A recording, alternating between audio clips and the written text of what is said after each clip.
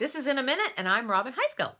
We're reading through the Gospel of Matthew one chapter a day, 5 days a week, and today we are in Matthew chapter 24. Matthew 24 opens with Jesus and his disciples outside the temple in Jerusalem. The temple was of vital importance to the Jewish people in that time and the heart of their religious life. To the Jews, the presence of the temple assured their protection and position. The first temple, built by King Solomon, was destroyed by the Babylonians in 586 BC. The second temple was built in the time of the Old Testament prophets of Haggai and Zechariah and completed in 516 BC.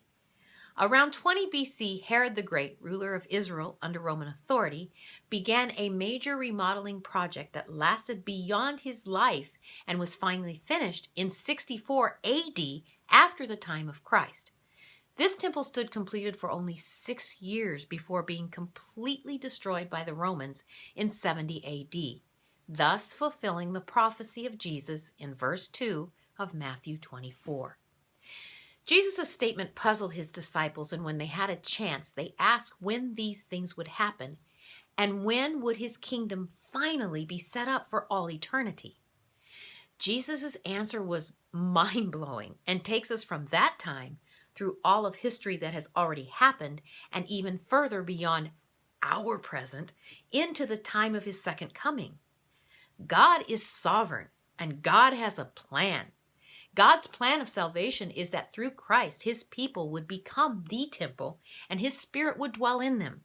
Thus his kingdom would spread beyond the borders of Jerusalem into all the world.